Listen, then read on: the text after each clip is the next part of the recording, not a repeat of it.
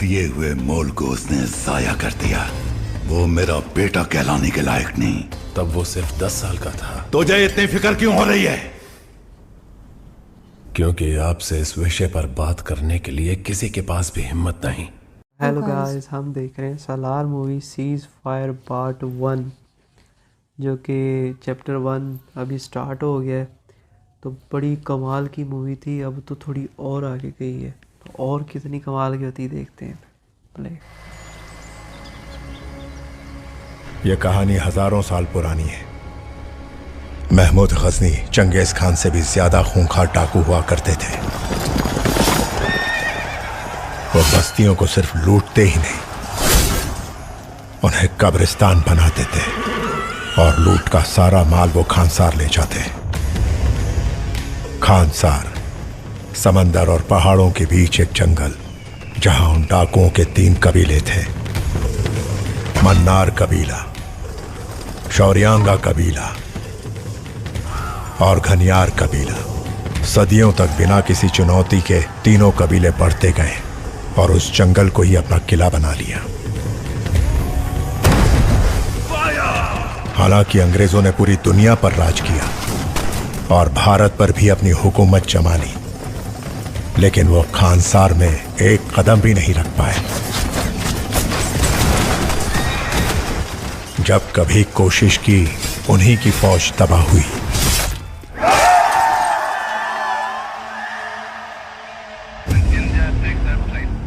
आजादी के बाद नए देश के सामने एक बहुत बड़ी मुसीबत थी, खानसार। उसका क्या किया जाए? तीनों कबीलों के सरदार शिव मन्नार दिल्ली गए। उन्होंने इंडिया के नक्शे से खानसार को मिटा दिया और चेतावनी दी कि भारत का संविधान खानसार पर लागू नहीं होगा, लेकिन खानसार के सारे नियम और कानून इंडिया पे जरूर लागू होंगे। भारत के सारे गैर कानूनी धंधे जैसे smuggling, gambling, money laundering, drugs, land mafia, petroleum, fake currency, arms, इन सब में जितना पैसा आता था उसमें खानसार का फिक्स्ड हिस्सा था। ये सब उन्हीं के एजेंट संभालते थे। कानून उन तक ना पहुंचे, इसलिए उन्होंने देश के पॉलिटिकल सिस्टम को ही काबू में ले लिया। दहशत ही था उनका हथियार, जिसका सामना कोई नहीं कर पाया। धीरे धीरे लोग खानसार का नाम तक लेने से डरने लगे। डर की बुनियाद पर खड़ा था ये सारा कारोबार और इसमें सिर्फ मुनाफा था। शिव मन्नार अपने कबीले के वायलेंट नेचर से वाकिफ थे। जैसे जैसे दौलत बढ़ती गई, उन्होंने खानसार को एक सिस्टम में बांधना चाहा। उन्होंने कानून की एक किताब लिखवाई जो सब पर लागू थी। उस किताब का नाम रखा निबंधन। उस निबंधन के मुताबिक खानसार को 101 भागों में बांटकर हर भाग का एक नायक चुना गया। पहचान के तौर पर हर नायक को एक कड़ा दिया गया। कड़ों के हिसाब से नायकों के 3 दर्जे थे। कापर 1 वोट की ताकत वाले 61 नायक, सरदार 3 वोट की ताकत वाले 8 खास नायक, और आखिरकार 15 वोट लेकर शिव मन्नार ने खुद को खानसार का कर्ता घोषित किया। फिर एक दिन शिव मन्नार की मौत हो गई। तीनों कबीले के समझौते के हिसाब से शिव मन्नार के बाद शौर्यांगा कबीले के नायक धारा को खानसार का कर्ता बनना था, लेकिन राज मन्नार का अपने पिता की गद्दी छोड़ने का कोई इरादा नहीं था। सबकी नजर मेरी ही गद्दी पर है। शौर्यांगा कबीले को ही जड़ से मिटा दूंगा। क्या उनसे हम मुकाबला कर पाएंगे? एक ही तरीका है शौर्यांगा को खत्म करने का। आदमी, औरत, बच्चे, बुजुर्ग सबको नींद में मार डालो, किसी को भी जिंदा मत छोड़ना। अगर एक भी बच गया तो शौर्यांगा का बदला भयानक होगा।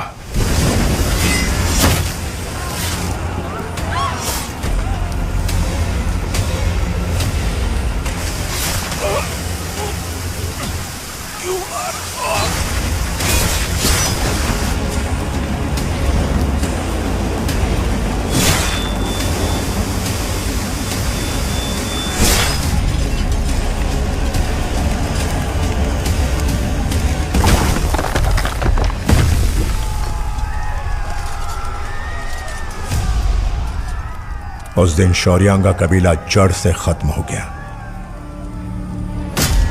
और इस कत्लेआम के बाद सबने राजमन्नार के सामने घुटने टेक दिए। चारों ओर बड़ी बड़ी दीवारें बनाकर एक खतरनाक फौज खड़ी करके उसने खानसार को बेहद ताकतवर बना दिया।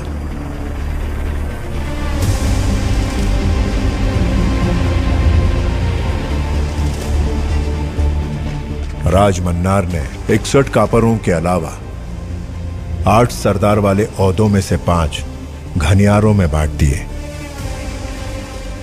जो थे वाली, गुरुंग, चीका, रंगा और नारंग। बाकी बचे 3 पद अपने ही परिवार में बांट दिए। ओम, राजमन्नार की पहली बीवी का भाई, भारवा, राजमन्नार का दामाद, रुद्रा, राजमन्नार की पहली बीवी का बेटा, राधा रमा, राजमन्नार की पहली बीवी की बेटी, राजमन्नार का गौरव, राजमन्नार की शान। कापरों और सरदारों के बीच काफी मतभेद होने के बावजूद डर के मारे राजमन्नार के खिलाफ कोई नहीं गया। जो लोग सदियों से खून खराबा करते आए थे वो 25 सालों से काबू में रहे, उस दिन तक।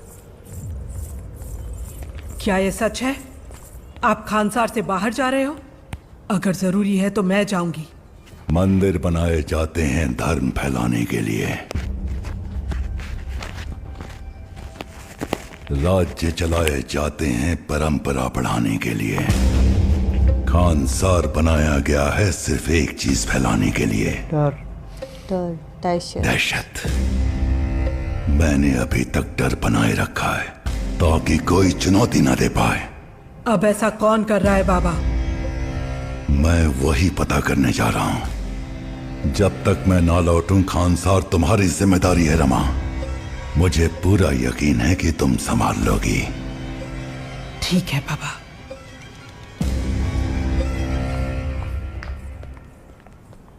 करता, आपके फैसलों पर कोई उंगली नहीं उठा सकता, पर आपका दामाद होने के नाते मैं कुछ पूछना चाहता हूं।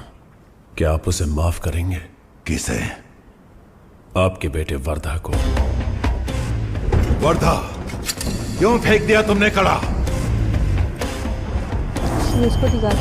क्यों फेंक दिया बताओ? दिए हुए मोल को उसने जाया कर दिया। वो मेरा बेटा कहलाने के लायक नहीं। तब वो सिर्फ 10 साल का था। तुझे इतनी फिक्र क्यों हो रही है? क्योंकि आपसे इस विषय पर बात करने के लिए किसी के पास भी हिम्मत नहीं। क्योंकि खाने की मेज पर आप आज भी वर्धा के लिए एक कुर्सी खाली छोड़ते हैं, और आपके पिता शिव मन्नार को आप जब भी देखते हैं तो आपको सिर्फ वर्धा याद आता है। वो भी आपका खून है करता। जो इज्जत रुद्रा को मिलती है वो उसे भी मिलनी चाहिए। 30 साल से इसी कुर्सी पर शासन कर रहा हूं। आज तक सारे निर्णय खानसार के लिए ही लिए हैं। आज पहली बार एक निर्णय मैं अपने लिए लेना चाहता हूं। तुम्हारी कुर्सियों में से एक कुर्सी चाहिए। तो एक ही है जो बिना हिचकिचाए मुझे कुछ भी देगा, इसलिए तुझसे मांग रहा हूं। रंगा, मेरे रहते मेरे बेटे वर्धराज मन्नार को सरदार बनते देखने की इच्छा है। वर्धा राजमन्नार की दूसरी बीवी का बेटा। बचपन में अपना कड़ा दे देने की वजह से वो कभी सरदार नहीं बन पाया। उसका पद कापर का होते हुए भी रौब हमेशा सरदार का रहा। देगा ना रंगा?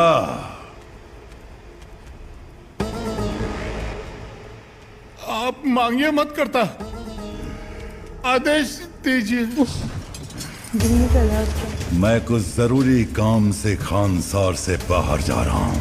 लौटने से पहले वर्धराज मन्नार को सरदार बनाने का जिम्मा पूरा करना है बले।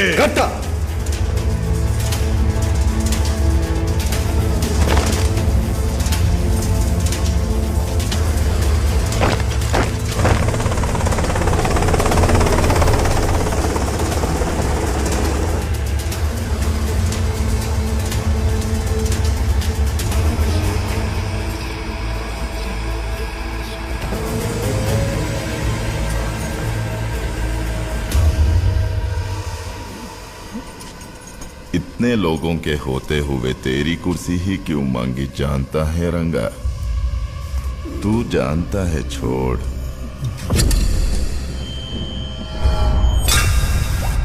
पच्चीस साल पहले जो कड़ा उसने जमीन पे फेंका, उसे लेके तेरा बाप सरदार बना तो उसे जीतना नहीं कहते, किसी कुत्ते को हड्डी फेंक के वापस छीनने की उस दिन तरह। मेरा बाप जीता था, जान मांगते तो दे देता, कुर्सी कैसे दूं?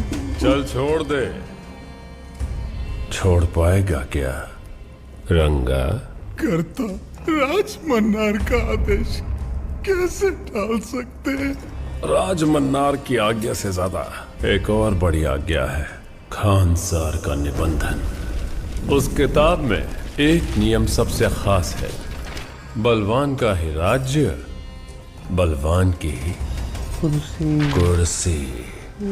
रंगा, तेरी नफरत अब पैदा हुई है, लेकिन रुद्रा की नफरत वर्धा की पैदाइश से है। तुम पे इतना प्यार दिखा रहा हूं, सोच रहे होंगे मेरा क्या फायदा। आज तेरी कुर्सी मांगी है, कल मेरी मांग सकते हैं, लेकिन निबंधन में ऐसा नहीं है। मैं तुझे मारता हूं, तू मुझे मार, लड़ते रहेंगे। बलवान का ही राज्य, बलवान की कुर्सी। रुद्रा वर्धा को मारने जा रहा है क्या? मुझे यकीन नहीं हो रहा। रुद्रा ने पंडित को बुलवाया है। हाँ? पंडित को?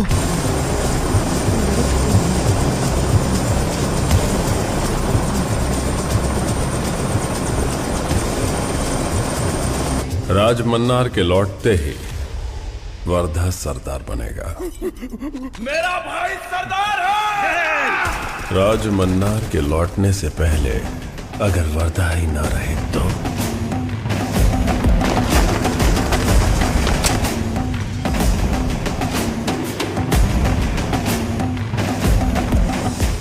बलवान का ही राज्य,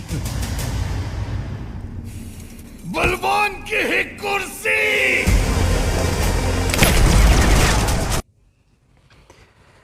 बलवान का ही राज्य, बलवान की कुर्सी। मतलब जो काम बलवंदर नहीं राजवंदर ने किया था, अब वो काम ये करना चाह रहा है कि और ये उसको देखो, उसने किस तरह से पहले बड़ा वो अपना बन के कि अपने बेटे को आप दे, ठीक है, वापस लाए। और वो वापस लाए हैं तो वो गए हैं तो पीछे से ये जो है ना फाइल लड़ाइयाँ करवा रहा है। हाँ। मतलब उनको कह रहा है कि बलवान का ही राज है, बलवान की कुर्सी, कि मतलब तुम लोग बलवान और लड़ने वाले हो, तो जो लड़ेगा जीतेगा उसी का ही राज्य होगा और उसी की कुर्सी होगी। तो उसके चक्कर में ये सब लड़ेंगे और वो उसको कह रहे हैं जी मार दो उसको, वर्धा को।